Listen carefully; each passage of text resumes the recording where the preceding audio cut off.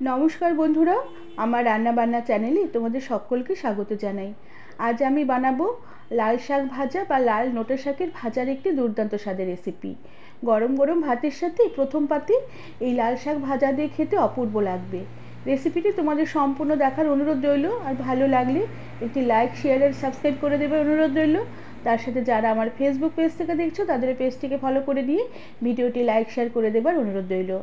প্রথমে আমি এখানে লাল শাক বেশ ভালো করে বেছে ধুয়ে নিয়েছি। ধুয়ে বেশ একদম মিহি করে কুচিয়ে নিয়েছি শাকগুলোকে। আর শাকগুলোকে একদম মিহি করে কুচিয়ে নিতে হবে, এতে শাকের রেসিপি খেতে বেশ ভালো লাগবে। আর তার সাথে শাক বেশ ভালো করে ধুতে হবে, কেননা লাল শাকের প্রচুর বালি থাকে। তাই শাক বেশ ভালো করে কুচিয়ে নিয়ে একটা ঝুড়ির মধ্যে শাক রেখে কল ছেড়ে বেশ ভালো করে ধুতে হবে।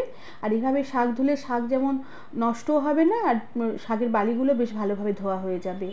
এবার কড়া গ্যাসে বসিয়ে কড়াতে পরিমাণ মতন তেল বেশ ভালো করে গরম করে নিয়ে তেলে সামান্য পরিমাণে একটু নুন ছড়িয়ে দিলাম।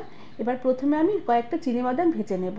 চিনিবাদাম ভাজার আগে কড়াতে একটু নুন ছড়িয়ে দিলে বাদাম যেমন ভাজার পরে একটু মুচমুচে হবে, আর বাদাম ভাজার কালারটা বেশ ভালো হবে। বাদাম বেশি একটা পুড়ে চট করে পুড়ে যাবে না। সমস্ত বাদামগুলোকে কড়া থেকে উঠিয়ে রেখে দেবার পরে আমি এই তেলে কয়েকটা বিউলির ডালের বড়ি ভেজে নেব। এই শাক ভাজাতে একটু বাদাম ভাজা আর বড়ি ভাজা ভেজে দিলে খেতে দুর্দান্ত স্বাদের হয়। যেহেতু এগুলো শীতের সবজি, তাই একটুখানি বড়ি বা বাদাম এইসব ভেজে দিলে খেতে বেশ ভালো লাগে। বড়িগুলো বেশ ভাজা হয়ে গেছে। বড়িগুলোকে কড়া থেকে উঠিয়ে নিয়ে আমি এই কড়ার তেলেই আমি কয়েক শুকনো লঙ্কা কুচিয়ে রেখেছিলাম, সেই কুচিয়ে রাখা শুকনো লঙ্কা এবার তেলে ফোড়ন দিয়ে দিলাম। এবার শুকনো লঙ্কা একটু নেড়ে চেড়ে নেব। লঙ্কাগুলো একটু ভাজা ভাজা হয়ে এলে খানিকটা রাঁধুনি ফোড়ন দিলাম। রাঁধুনিটাকে একটু নেড়ে চেড়ে দেবো। রাঁধুনি বেশ ভালোভাবে ফোড়ন হয়ে বেশ ভাজা হয়ে এলে আমি 2-3 কোয়া রসুন থেতো করে রেখেছিলাম, থেতো করা রসুন তেলে দিয়ে দিলাম। রসুন তেলে দিয়ে আমি খুব বেশি লাল করে ভাজবো না, একটু রসুনটাকে কাঁচা কাঁচা অবস্থায় নেড়ে চেড়ে নিয়ে আমি কুচিয়ে রাখা শাকগুলোকে কড়াতে দিয়ে দিলাম। রসুন যদি তেলের মধ্যে খুব একটা বেশি পরিমাণে ভাজা হয়ে যায়, তবে সেই ভাজা রসুনের গন্ধ খেতে অতটা ভালো লাগবে না। একটু জাস্ট হালকা হালকা রসুনটা ভাজা হবে, সেই গন্ধটাই শাক ভাজাতে খেতে বেশি ভালো লাগবে। এবার শাকগুলোকে তেলের মধ্যে বেশ ভালো করে কিছুক্ষণ একটু নেড়ে চেড়ে দেবো। শাকটা একটু মজে আসবে এতে। এরপরে শাকে দিয়ে দিলাম পরিমাণ মতন নুন, তার সাথে দিয়ে দিলাম পরিমাণ মতন হলুদ গুঁড়ো।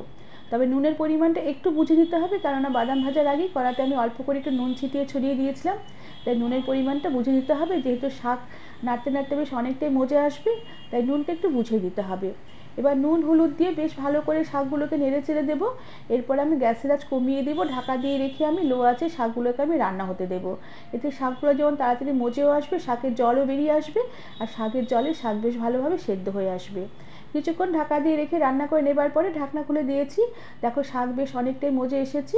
এবার আমি একটু সামান্য পরিমাণে কাঁচা লঙ্কা আর পেঁয়াজ একসাথে কুচিয়ে রেখেছিলাম, সেই কুচিয়ে রাখা পেঁয়াজ আর কাঁচা লঙ্কা এবার শাকে দিয়ে দিলাম। এবার এই পেঁয়াজ কাঁচা লঙ্কা শাকের মধ্যে বেশ ভালোভাবে একটু কিছুক্ষণ নেড়ে চেড়ে নেব। তবে পেঁয়াজ ফোড়ন দেওয়া যাবে না, পেঁয়াজ ফোড়নের গন্ধটা আলাদা হবে। পেঁয়াজ একটু শাক নেড়ে চেড়ে নেবার পরে কাঁচা পেঁয়াজ শাকে দিয়ে বেশ ভালো করে একটু নেড়ে চেড়ে নিতে হবে। এভাবে যদি শাকটা রান্না করা হয়, শাকের স্বাদ দুর্দান্ত হবে। এবার বেশ ভালো করে নেড়ে চেড়ে নিয়ে আবারও ঢাকা দিয়ে রেখে কিছুক্ষণ রান্না হতে দেবো। কিছুক্ষণ ঢাকা দিয়ে রেখে দেওয়ার পর পেঁয়াজটা শাকের মধ্যে একটু মজে নরম হয়ে আসলে ঢাকনা খুলে দিয়ে আবারও বেশ ভালো করে নেড়ে চেড়ে নিয়ে আমি স্বাদের ব্যালেন্সের জন্য অল্প করে একটু চিনি ছড়িয়ে দেবো। খুবই সামান্য পরিমাণে চিনি ছড়িয়ে দেবো। চিনির কয়েকটা দানা ছড়িয়ে দিয়ে বেশ ভালো করে নেড়ে চেড়ে দেবো। এতে শাকের মধ্যে একটু স্বাদের ব্যালেন্স আসবে, খেতেও বেশ ভালো লাগবে। কেননা এখনকার শাকের মধ্যে প্রচুর সার দেওয়া হয়, তাই শাকের ক্ষারীয় ভাবটা বেশি হয়ে স্বাদের মিষ্টত্ব কমে যায়। তাই একটু চিনি দিলে স্বাদের ব্যালেন্স আসবে, খেতেও বেশ ভালো লাগবে। চিনি দিয়ে বেশ ভালো করে নেড়ে চেড়ে মিশিয়ে নিয়েছি। এবার যে ভাজা বড়ি আর বাদাম তুলে রেখেছিলাম, সেই ভাজা বড়ি আর বাদাম উপর থেকে ছড়িয়ে দিলাম। তবে বাদাম ভাজা আর বড়ি ভাজা ছড়িয়ে দেওয়ার পরে খুব একটা বেশিক্ষণ নাড়বো না, এতে বাদামের আর বড়ির যে কাঁচি ভাবটা নষ্ট হয়ে যাবে। কিছুক্ষণ একটু নেড়ে চেড়ে নিয়ে শাকের সাথে মিশিয়ে নিয়ে উপর থেকে একটু কাঁচা পোস্ত শাকের উপরে ছড়িয়ে দিলাম। এই কাঁচা পোস্ত শাকের সাথে ছড়িয়ে দিয়ে একটু বেশ ভালো করে নেড়ে চেড়ে নিলে এই শাকের রেসিপির স্বাদ দুর্দান্ত ভালো হয়, খেতে অপূর্ব স্বাদের লাগে। পোস্ত ছড়িয়ে শাক বেশ ভালো করে কিছুক্ষণ নেড়ে চেড়ে নেব। সব শেষে উপরে থেকে আবার একটু কাঁচা পোস্ত ছড়িয়ে দিয়ে এই দুর্দান্ত স্বাদের লাল নোটে বা লাল শাকের রেসিপিটি আমি সার্ভ করে দেব। বন্ধুরা, এভাবে তোমরা শাকের রেসিপি বানিয়ে নিতে পারো, খেতে দুর্দান্ত স্বাদের হবে। আর আমার আজকের রেসিপি তোমাদের কেমন লাগলো আমাকে তোমরা কমেন্ট করে জানাবে। ভালো লাগলে একটি লাইক, শেয়ার আর সাবস্ক্রাইব করে দেবার অনুরোধ রইল। তার সাথে পাশে থাকা বেল আইকনটি প্রেস করে দেবে, যাতে আমার সব নতুন ভিডিও নোটিফিকেশান সবার আগে তোমাদের কাছে পৌঁছে যাবে। আজ তাহলে আসি, পরে আবার একটি অন্য কোনো নতুন রেসিপির সাথে দেখা হবে। ধন্যবাদ বন্ধুরা।